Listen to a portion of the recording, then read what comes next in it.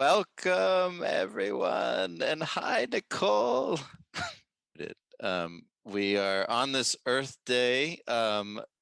Technology is throwing us a few curveballs. That's what Earth Day does, right? It's telling us our technology is taking over.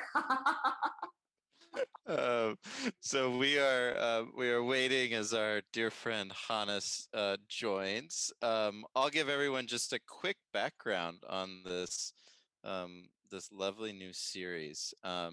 So we gathered myself and two friends, Dr. Don Gross, who's I see on the Zoom listening today, and Dr. Jun Yun, to kick off this conversation series a couple weeks ago.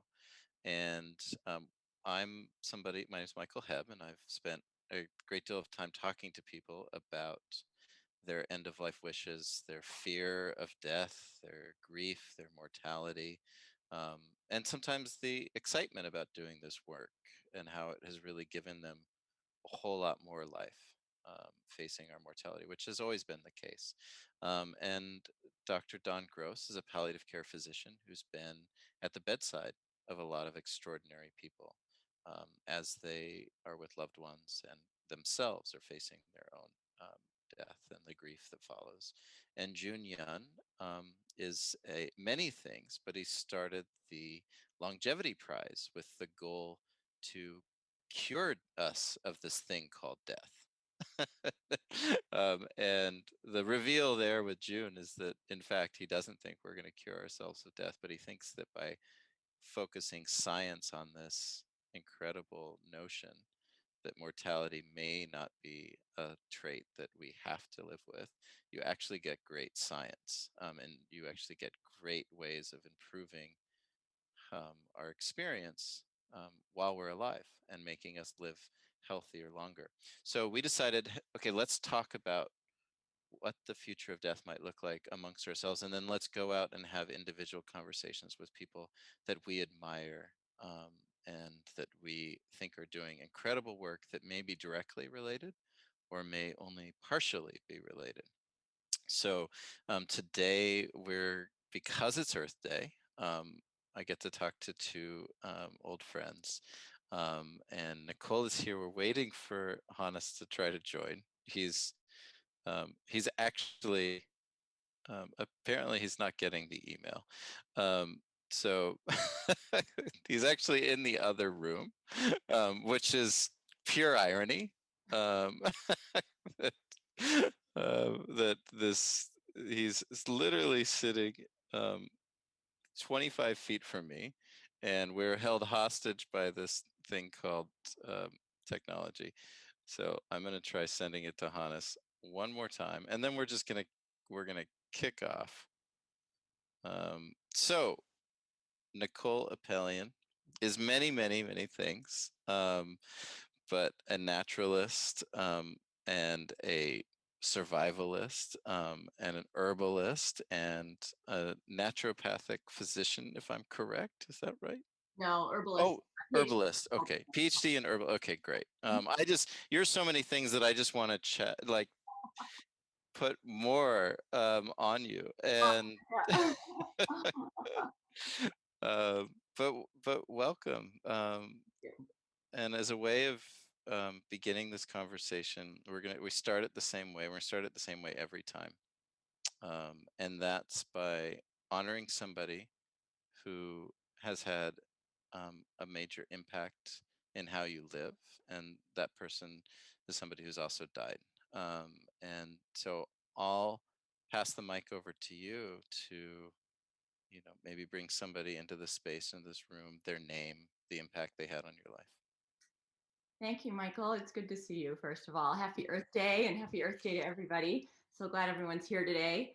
And for me, really, there are two people who have been so impactful in my life who are no longer, with us, who've died.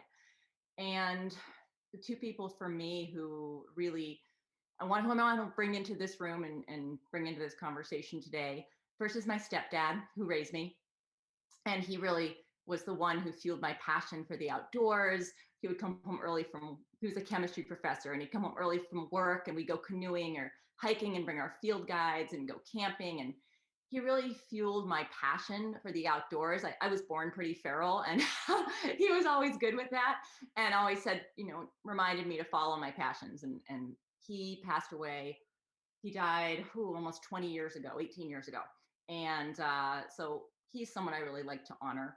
And then the other is my oldest son. I lost my oldest son, it'll be 8 years ago in May, my son Bo. And so I really felt called to be in this conversation today because, like you, I feel that people don't talk enough about death. And it happens to all of us. Or it's something we all have in common. We're all going to die, and we've all lost people we love. And if we haven't, we will. It's the circle of life. And some of those deaths are really hard, especially like my son who died before his time. And it's always hard to talk about it, but there are ways and strategies that I've, through nature connection and things we're going to talk about today, that have really helped me not get over it, but move through it. Because you really get over the death of a child, but you certainly find a way to, hopefully you find a way to move through and live your life with passion and with joy again. Because he'd want that. He wouldn't want me to sit around and mope. So I want to really honor my stepdad and my son Bo. Thanks. Thank you for Yeah. bringing both of them into the space. And I know I don't know. I can only do my best to imagine what that kind of loss is like. Um, the let's well, I'll honor somebody. I saw that we had Hannes for a minute. We um, lost him again. we lost him again. It's kind of amazing that the Earth is intervening. Um, but we'll get him on here in a second. The person that I want to acknowledge, who impacted the way I live in so many ways, especially as it relates to being in nature, is my father, who died when I was 13 on um, Halloween, at about 3 a.m. in the morning. Just a great day to walk across the threshold between life and death. Um, and my father he was born in the Yukon Territory during the Yukon Gold Rush, actually. Wow, that's Yes. cool. And so he was born in 1904, and I'm not 75, which means he was 72 when I was born, which is just kind of extraordinary. Um, Especially these days, as we're hearing about human fertility is on a massive decline. Mhm. Um, and he had a way of being about him in the natural world where he literally had that almost Snow White effect, or he did have that Snow White effect of birds would fly up to him and land on his finger or his shoulder regularly. And he seemed to, like our mutual friend John Young, know their language inherently. And there was just a grace about him being in the natural world. And he really imparted to me, at a very young age, that there is this powerful thing, called the natural world that we can tap into, and it can heal us. But let's talk about, I'm curious, so let's talk about grief. Um, and let's talk about what nature can give us, because nature is not going anywhere. So we can talk about the future of death, and we can talk about the future, and we can, nature sure is in a state of transformation, in a state of criticality, of losing a lot of its, um, you know, variety, of losing a lot of its vitality, and because of us. But there will always be some version of nature, and it will always be there as a guide, as a gift to us in our grief. I'm curious what relationship you've had toward when it comes to grief and when it comes to nature. For me, well, the way that I maintain happiness, or one of the prime ways, is by spending time in nature. I think that nature connection is so key. And I know you and I have discussed this so many times before, and I hope Hannes is able to circle in because he and I love discussing this topic together. Nature connection is what heals I think all of our souls, we have this craving, and to be whole people, we really need that connection with nature. And the grief connection is huge. I mean, if you're looking at, let's say, physical illness, because that's where a lot of the studies have really focused, people heal better when they're physically, when they're in nature. They heal better even if they have a photo of nature in their hospital room. Never mind a window that ups the healing multi times. So for me, going back to more of a personal story, for me, the way that I healed was via nature. I don't think I would have made it really if I hadn't had nature holding my hand. And what I did is, when I lost, there's so many experiences I can share for people who are grieving and who are looking for ways to move through their grief uh, when they lose someone that close to them. And I knew I already had nature as a huge part of my life when my son died. And for me, knowing that was helpful because I actively put myself into nature, knowing that it would help heal me. I think there's a lot of reasons for that. I think that one of them is, the circle of life is so obvious in nature. Um, I used to live in Africa when I used to do lion research, and I lived in a tent in the bush for years, and you'd see the circle of life. And some days you think, today might be the day I'm part of it. So you really see how things ebb and flow, and that it is, even if something happens unnaturally with death, it is a natural cycle, and it is something we all go through. Now that might not seem very comforting, but when you're spending time in nature, it's a way to give your mind some peace and put it in a meditative space. And I feel that grief is so all encompassing when you're in it, because it can be overwhelming. And there are days, if you lose someone whom you spend every day with, there are days maybe that you can't get off the bathroom floor and you're curled up in a fetal position. And you know what? It happens. But you don't want to get stuck in those days, right? It's okay to be sad. It's okay to let your emotions run through you. It's okay to have days where you get stuck. And that happens to everybody. And I feel that we need to be forgiving of ourselves, because those are natural things that we go through. Grief is a process. But to move through that, spending time, not only spending time in nature, I mean, going for a walk, it's very self-nurturing. And it can be difficult to sort of muster the energy just to take care of yourself when you're really in that deep space of grief. And walking through the woods, even if it's just a short walk, or even if you can only get yourself out to your back patio to watch the birds, it takes your mind out of the space of that deep grief. And this is one thing that I think is so key. It puts you in the present moment. And when you're talking about grief and you're talking about a death of a loved one, I mean, you're thinking like, what's going to happen to me in the future? You're remembering all the things that happened in the past, you're missing them. But when you're in nature and you're watching a bird, or you're watching a beautiful flower, or you're going for a walk, it takes you out of that space and puts you in a space that's giving and gifting, and bringing the aspect of which we're going to do when Hannes joins us, of wilderness living skills into this. When you're concentrating on something like, I don't know, making a basket, or starting a fire, something like that, or you're collecting wood, or you're building a shelter, or doing some sort of nature and outdoor survival sort of skill, you're not focused on other things. You're just in the moment. And I feel that getting your brain out of that sort of fight or flight state, which it often is in when you're in grief, because you're so stuck in that sort of loop, that amygdala loop that often you get in, this fight or flight anxiety state and state of stress, which I think a lot of us are in right now, whether or not someone has died due to COVID. I think we're all have this underlying stress. Bringing yourself out of that fight or flight and into a space where you're doing something with your hands, concentrating on, let's say weaving a basket, for as an example. I've never seen anyone sitting there weaving a basket or trying to make a fire who's unhappy or not in that moment. It's all you're doing right then. And being able to get your mind into a flow state and sort of back to your primal self kicks you out of that grief state.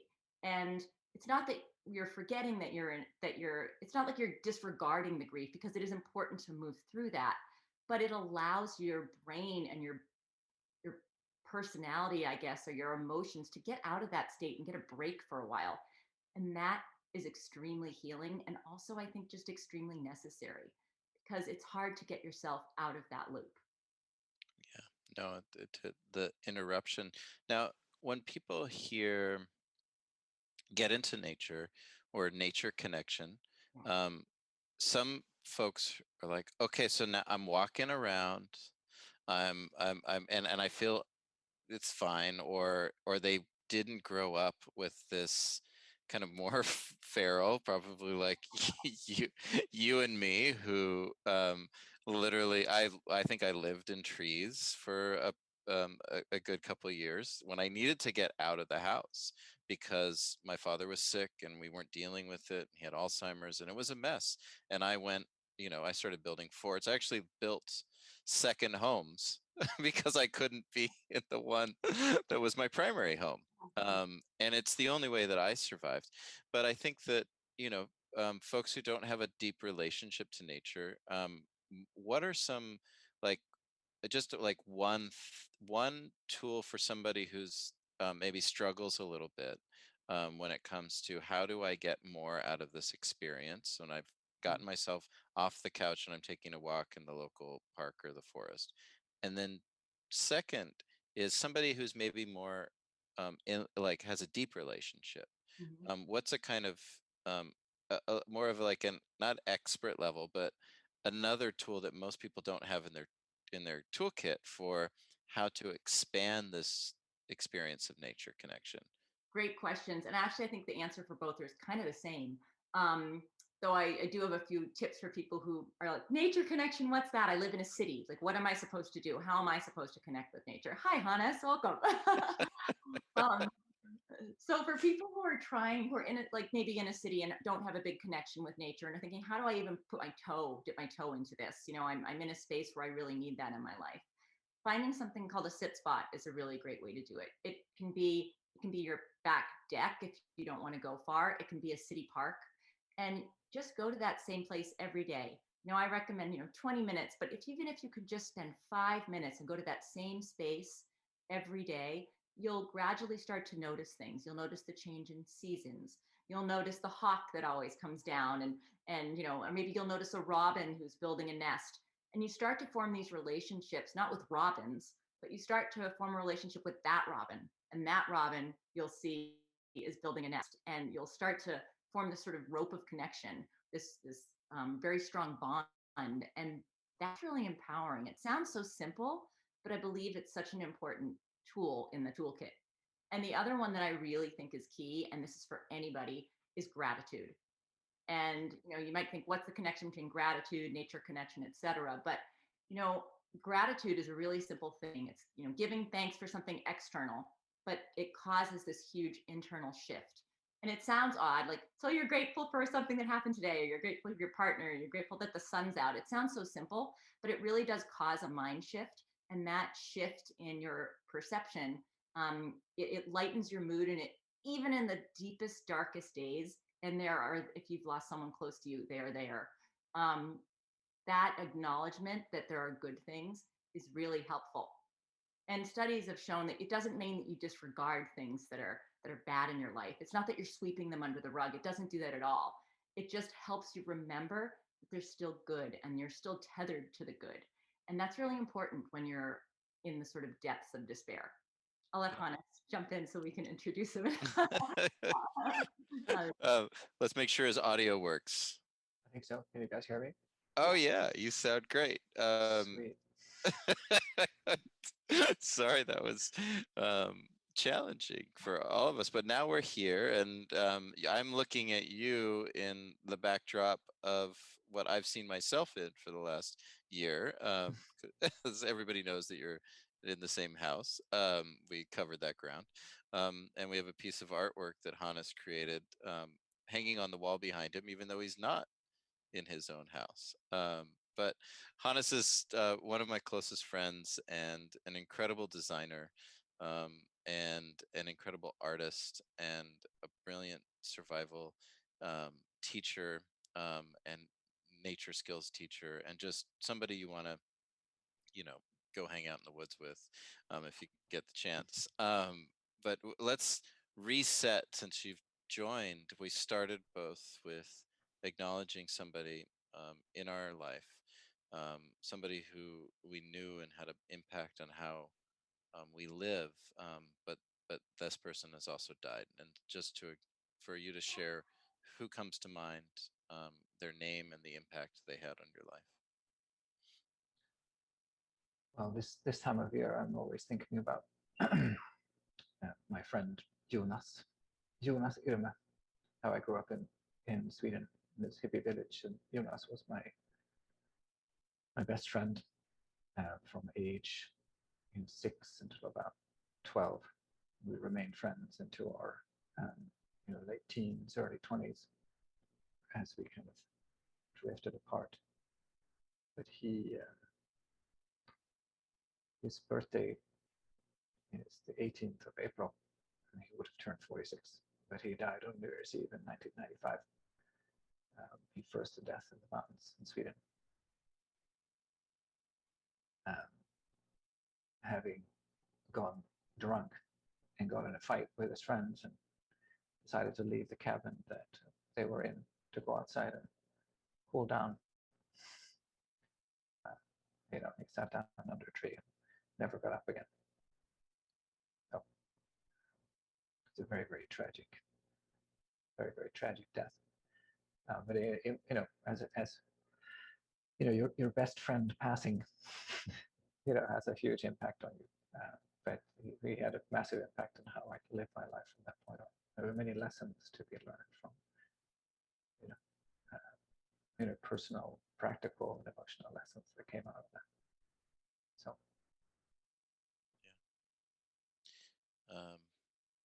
Jonas, is that right? Jonas. Thank you for sharing, Jonas. I find that it's so important, if we're going to enter into this terrain, that we do it with some guidance. And it's just like gratitude being one of the easiest and most available things, calling on an ancestor, calling on somebody who is no longer is in another realm or wherever they might be, but had an impact on us, really does change the nature of the conversation around end of life, around grief. And so I'm glad that we are able. Thank you both of you for doing that.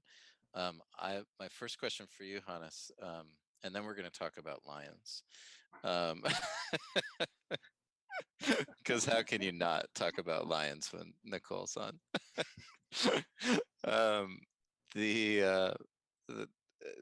I want to know the inspiration and thought process and life changes that took you from being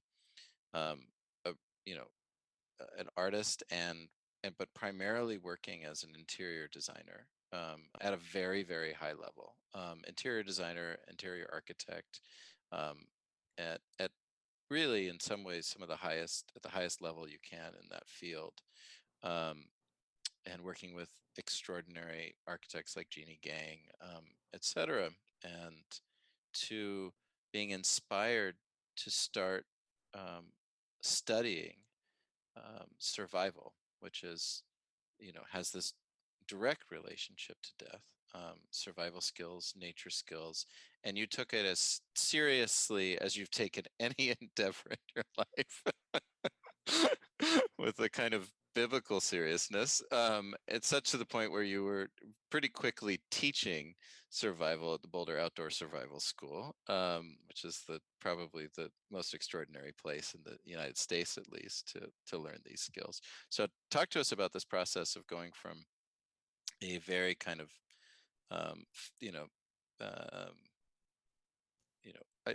heady intellectual world of high design to having a knife, looking for water, and being in the wilds of the Utah desert. Well,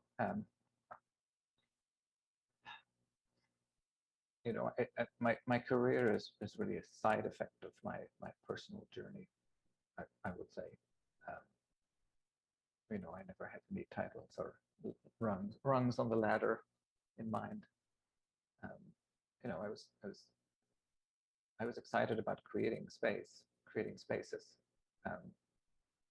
And that's That's something I did as a child, and I just kind of kept building. So the interior of the $30 million home in Aspen is really just a very advanced fort, you could say. And so it's a, maybe it's a flippant way of saying that the origin and the impetus for ending up working as a creator of spaces for people was also the origin and the impetus for me to learn some of these skills. I was interested in creating spaces. I was interested in figuring out what do we need as human beings. What are the containers that we need to create for ourselves in order to give a good and fulfilling life? And what do we need to thrive? And so you could say that survival school and high-end interior design are sort of diametric opposites. They're still somehow on the same trajectory. They're still somehow on the same scale. And so, some of these dichotomies have been hard to reconcile where, a couple of years ago, I found myself in a meeting with a couple of executives from Gulfstream, a few attorneys and two of my clients and their pilots and so on. We're discussing the interior of this G5 private jet. What's it going to look like, and blah, blah, blah. And then 2 days later, I'm teaching the hunter-gatherer course at Boulder Outdoor Survival School, which is the most stripped down, the most pared down wilderness survival course that the school offers. Which is no knives, no water bottles, no blankets even. It's like you make your stone tools and your traps and butcher a sheep and walk off into the desert for 2 weeks with some pemmican.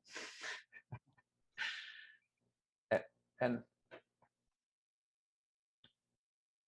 the dichotomies can be so difficult to navigate, but I also found it completely fascinating. And the two perspectives have informed each other powerfully. But there's no question in my mind that the realness and the truth lies in the wilderness. And the concerns and anxieties of the upper classes. It's an interesting world. A lot of power resides there and a lot of power for change. But in some ways, at this point in my career, I felt like I've gone there, I've done that, and I've tried it, and the forest beckons more deeply. Yeah, understandably. And the notion of this conversation series is to say that we're in a really extraordinary moment where a kind of adaptive valley in evolutionary biological terms Yeah. when it comes to death and dying and to care giving, especially during the pandemic. And a lot is a time to learn. It's a time to create new practices. And just in the same way that the AIDS epidemic was a time that gave shape to what we consider now to be the standard of end-of-life care, the hospice movement, the end-of-life doulas, this idea of compassionate caregiving, within a or institutional setting, really was born and shaped during the AIDS pandemic. And when that happens, we reach back as well as think about the future. Like we reach way back and think about what are the ancient traditions. And a lot of what we learned as a community during the AIDS epidemic was reaching into ancient Zen and Buddhist, ancient Buddhist, but still old Zen teaching, and a lot of that found itself wrapped in. But like Nicole, you've worked deeply with the San people in the Kalahari, who've been living the same way forever. It seems. So talk about like reaching way back for people that don't know about what that way of life is and what kind of lessons about life and death and ritual, and even grief. I'm curious if you can share, um, whatever is top of mind. Wow, yeah, so much comes to mind when I've spent a lot of time working with a community in the Western Kalahari Desert in Botswana, San Bushmen community. So much comes to mind. I'm sort of like, where to start? Well, I'd say the first thing is their line between life and death is it's a little fluid. Um, they're always bringing their ancestors into the conversation. They talk with their ancestors often during their trance dance, and they actually sometimes will talk to their ancestors right there when you're sitting with them.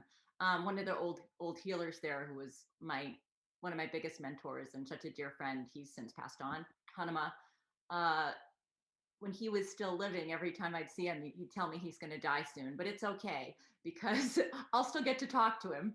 And he always seemed to have one foot in the ancestral world and one foot in the present world. And no matter sort of what your core beliefs are around death and life after death and those sorts of things, um, his belief was that that line was completely fluid, and he'd be sitting there and he'd be talking to his mother, and getting her advice. I'd say more of the other community needed that ritual, that trance dance in order to bring the ancestors in order to have a conversation with them. But they constantly consult the ancestors and consult people who have passed on before them because of their wisdom. So that line is sort of blurred. So there's not really the fear of going into as they call it, the ancestral world, because you're very much still a part of the community. They do have ritual. It's very different than our ritual. But they definitely, consultation is so important. One of the things for me going there after, I was with that group before I'd lost my son and then was with them after, in the United States, finding other people who have lost kids, it's not a club anyone really wants to belong to.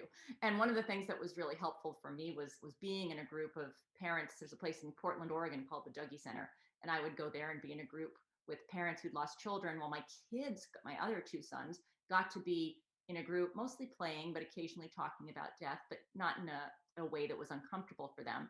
They got to be with other kids who'd lost siblings, and that was really huge because they got to be with people who understood them. Now, translate that to the Kalahari Bushmen. When I was with them, almost all those parents have lost children. So the conversation around that was everyone got it. They grieved just the same way. I mean, there's different amount of grief, but they've all grieved that. And I found in our culture, like I still sometimes get a deer in the headlights look when someone asks me, how many children do you have? And do I answer two? Do I answer three? Like, it's very difficult. Do I dishonor Bo if I say two and I don't really want to get into it? I tend to say three and then I've lost one because I really feel that we don't talk about death enough in our society. And I feel that needs to be said, because invariably at some point there's someone said, oh my God, me too. And I don't know anybody else who's had this, who's gone through this. And there's this instant bond. And it's kind of not a great, not the kind of bond you're looking for, but it's so important to know that there's other people out there who've been through something like that.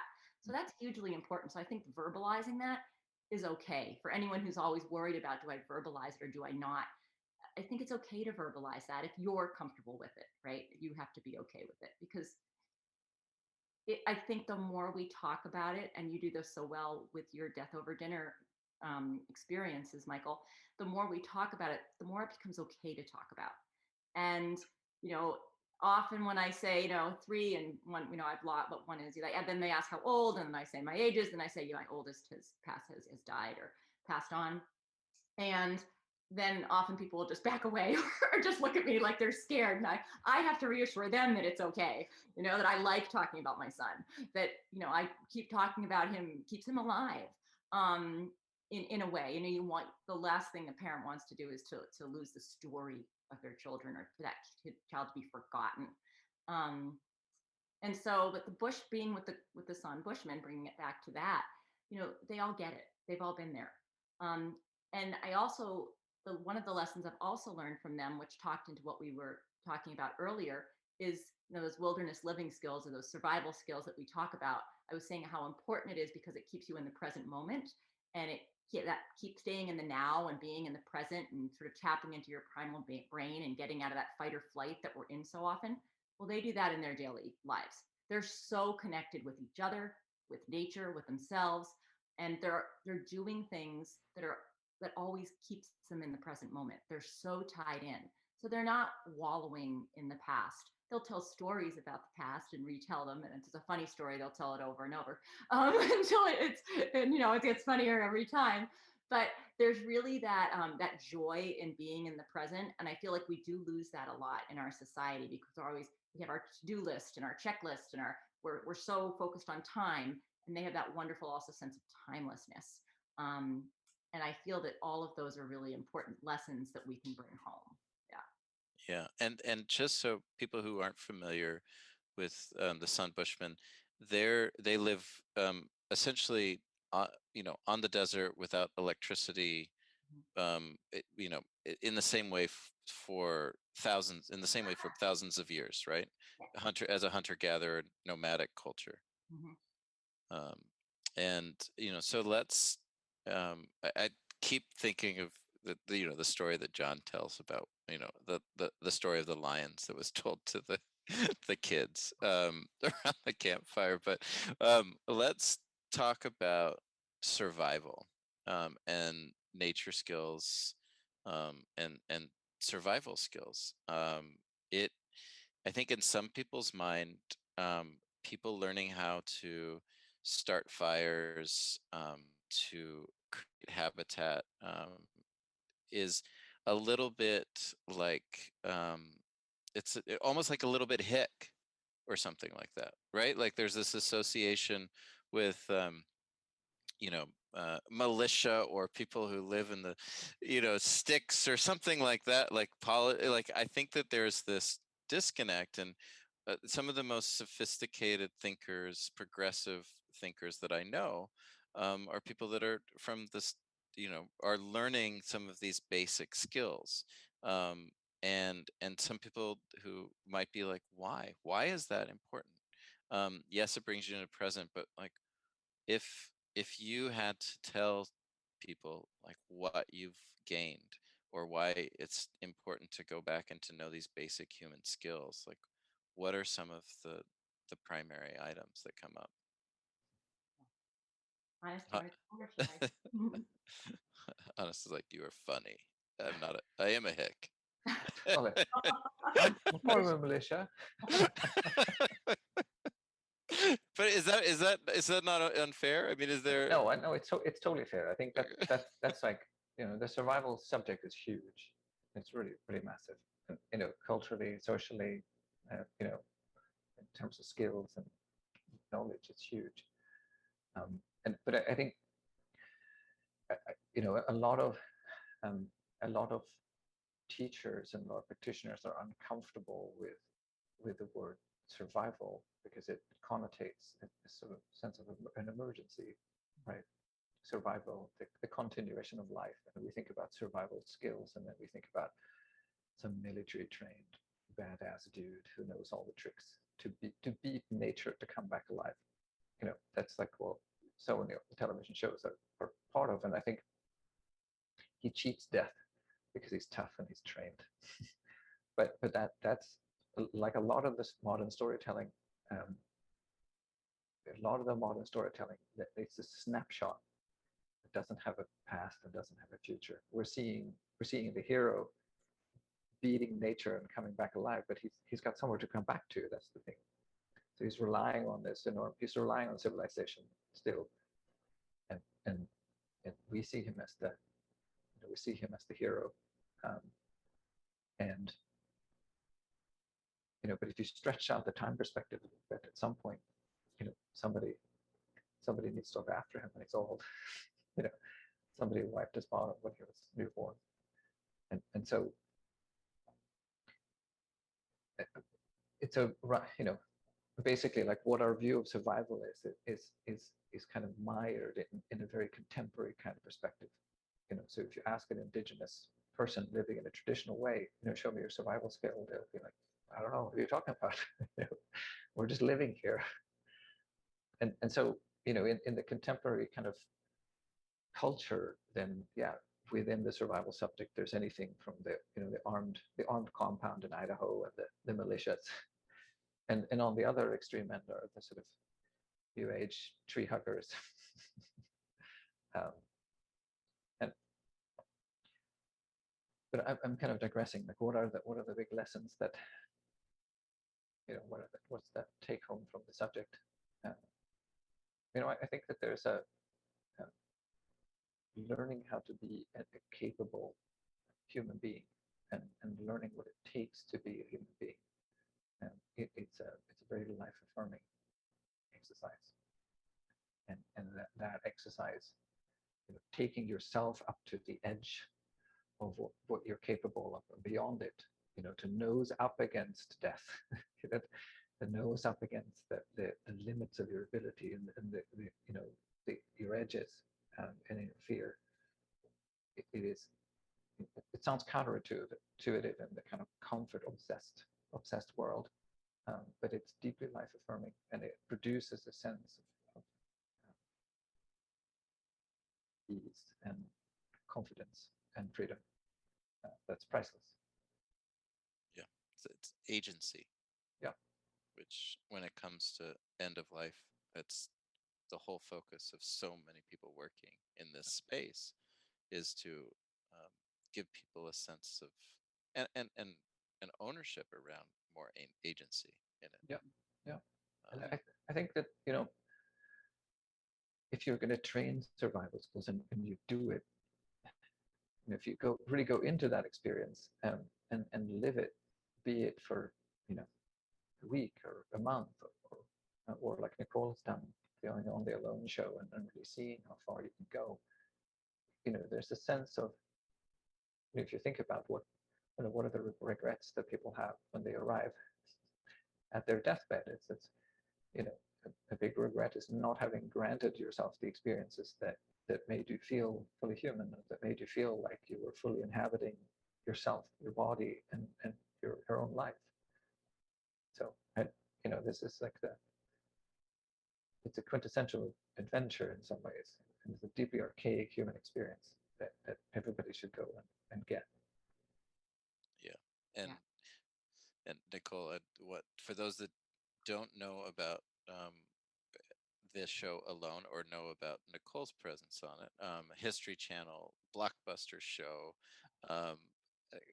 called Alone, where people are dropped into a pretty treacherous forest somewhere on the edges of not even civilization, and see how long they can last. And Nicole is certainly the most joyful person on the show, and in my mind, the most capable. But and your camera work was actually exceptional. So good job there, Nicole. Yes, we film ourselves. It's really crazy. We really are alone out there. Yeah. Take it away. But yeah, I was gonna, basically say the same thing that Hannes did. I mean, your question was so good of why, right? Why survival skills? And I think that really phrasing it as wilderness living skills is such a better way to do it, which is what Hannes was saying, because that's what it is. It's wilderness living. It's a way. It's not just survival and getting out. It's how do you live in the wilderness well. And that's why I think I was so successful on the show Alone, is because I looked at it as a wilderness living situation, not a survival situation. So, and what I think people get out of it is exactly what Hannes said. And my answer was going to be very similar. It was joy, full human joy, empowerment. So feeling like you can do anything, and you pushing those boundaries. And every time I do a survival show, or a survival adventure, wilderness living adventure, however you want to say it, there's always sort of a new set of parameters. It's a new country, it's a new set of rules, it's only Stone Age materials, it's, in a really harsh environment, it's only 10 items, whatever the particular adventure is that I'm doing, it always pushes my boundary a little bit. And that's good, because I'm always learning more, and curiosity is really important in life. Asking questions, being curious, always learning. And that goes back to, on your deathbed, how do you want to feel on your deathbed? You want to feel like you've had a joyful, purposeful life, right? And that you aren't leaving a lot on the table. And you want your friends and family around. I think this time in COVID has also shown us that what's really important. I think hopefully we've come through this. It's been a rocky time, but I think for a lot of us, hopefully we've come through and figured out what really is important to our well-being and to our happiness. And I think these wilderness living skills are a way to really access that. and to become, empowered people who can live joyful lives. And doing these skills, it does tap into that ancestral brain or primitive brain or whatever you want to call it. But, genetically, we're all hardwired as hunter gatherers, because that's what we all were until very recently. So it's only in our recent past. And, evolution doesn't work that quickly. So really, primally speaking, what would bring us joy? Those sorts of skills. And it's amazing to watch people do skills who've even never done them before. We're just trying them for the first time. There's pure happiness in there. And that really that sense of accomplishment, and that you've done something important. Yeah. Well, I think that its relationship to our DNA is such an important reflection, especially when we think about the larger public health crisis other than COVID, which is depression and a sense of meaninglessness, which pervades our, talk about gaining some sense of meaning when you use the human body, what it's actually biologically evolutionary code is designed around, right? That's a resonance. That's so, I mean, that's so important. There's so much important stuff in there. I think, the mental health crisis, I think we're really only seeing the beginning of it, frankly. And the modern life is very abstract. It's extremely mediated in so many ways. And we're removed from like we don't talk about death. Birth happens stuffed away in the hospital. Everything is, so much of it is mediated. Feelings are divided into good feelings and bad feelings, and the bad feelings we want to sweep under the rug. And so that to step into this like primal or ancient experience of life, it has a lot of the feedback loops and the satisfaction and the sense of accomplishment and the social relationships that we crave as human beings. And if I've never had the pleasure of joining Nicole and visiting the Bushmen, but I think a lot of the literature that comes out of the anthropological study of the Bushmen is that that maybe one of the most valuable lessons they hold for us is their social fabric and their the cultural institution that they created that have made them so exceptionally successful in living in such a hostile environment and over such an extraordinary expanse of time and being so full of joy. Yeah, well, and hopefully there's a resurgence. I think isn't the Craig Foster made a movie about the Bushmen. Am I wrong? The Great Dance. The Great Dance and My Hunter's Heart. And people My know Hunter's him Heart. now. I think it's such powerful movies. People know him now from that Netflix movie that he did called My Octopus Teacher. That's been so popular. And I'm hoping that will bring into the spotlight his other films about the Kalahari Bushmen, which are brilliant, absolutely brilliant. Yeah, and I mean he's up for an Academy Award for My Octopus Teacher, and and was up for the Golden Globes as well. So I think that having that, hopefully it will really, and we should get him on here to chat as well. Been with me in Kalahari. He's visited my Bushmen with John and myself. Yeah, and it was an incredible experience. He wasn't even aware that communities like that still existed. It was one to have Craig there was really incredible. But those are movies I would recommend: My Hunter's Heart and The Great Dance. They're brilliant to watch, and they're really resilient to the human spirit. Yeah. Well, Hannes and I have been threatening to come for years. So we need to make that happen. So one question that we plan on asking everybody that comes on is about longevity. So, there's the notion of how do we create more longevity for more people in general, but also you personally, like what are things that you do in your life to increase your own personal longevity? And I know, Nicole, you've had a few brushes with death, and you've had some things that you've had to manage and deal with, even on television, around longevity. And we can talk about them, or we can talk about any other lessons that you've had or practices. And I know that you probably both have a pretty long list of things. Yeah, no, it's a great question, because you do think about that. I have you want to be around. I want to be around for my grandchildren, and I want to be around. You do want I do want to have my time on the earth be really good, and I do want to have it be as long as it can be, as long as it's a good quality of life. So quality of life is so important, and I actively, have to. I actually have been forced to make sure that I have a good quality of life, because I have multiple sclerosis. And 20 years ago, I wouldn't have been able to talk to you like this. I was in a wheelchair or bedridden for a couple of years, and I had to reframe my life. And so I had to change my diet, change my lifestyle. I have an herbal apothecary. I use my medicinal mushrooms, and I really have to be really careful on making sure I stay healthy. I eat well, I take my supplements, and I use herbal medicine almost exclusively to manage MS. And for me, that it's so important to make sure that I both keep myself really healthy physically, but also mentally. And that curiosity, I think, comes back in, because they show, if you are, keep on it, they say do Sudoku puzzles or whatever it is. And I do other things, I play chess and games with my kids, and things that keep my mind active, but always asking questions. And I think that's so important, to always keep learning, because it does keep your brain functioning well. And that's important. You want your body to be functioning, but if my brain gives out, I don't really, that doesn't really matter if my body's functioning so well. So I think it's important to do both, and also make sure that you keep your stress and anxiety levels low. And that's hard. I feel like that's harder sometimes than the physical aspects of living, because with our modern day stresses, what often puts our brains into fight or flight, which is so great when you're in the African savannah and there's, black mamba, but it's not so great when you're living on it in a daily life. And our brains aren't equipped to deal with modern day sort of happenstance and all the fight or flight responses that we get. So keeping those stress responses low is so important. Keeping those levels of anxiety down is really important for longevity. I really think it is. And forming good relationships with people, friends and family. So Totally. Your coworker is not a black mamba. right. Well, I mean, let's hope. Otherwise, you need a new coworker, Hannes. Well,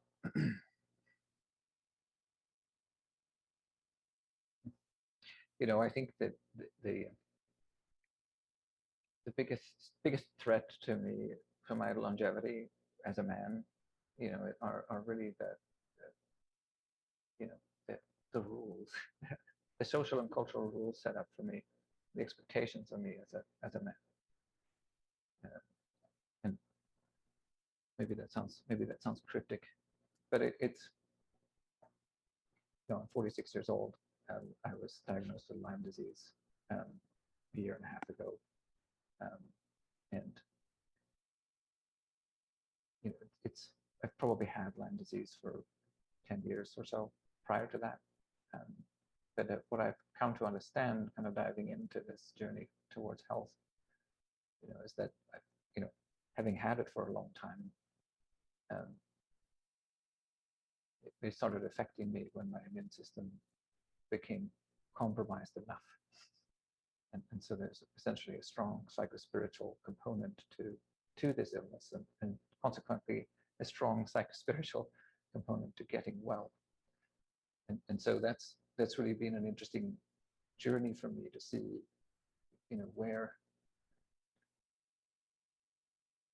where in my life am I not fully present, and where in my life are my emotions not allowed to exist freely. Where am I holding myself back? Where am I putting unreasonable demands on myself? Maybe it boils down to, that maybe a simple way of putting it is like, what is the organism need and want? And how am I, through my cultural and social conditioning, preventing the organism that is me from getting that? And so I think, that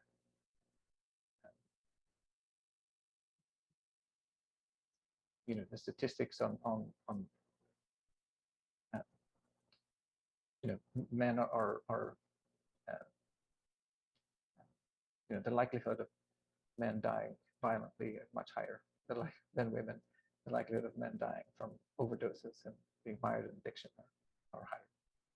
men die, years earlier, typically, than women, and so there's I don't know, that's the kind of exploration I'm in at this point in my life, is seeing why is that, and how has that conditioning affected me, and I found that to be a really important element of me regaining my health.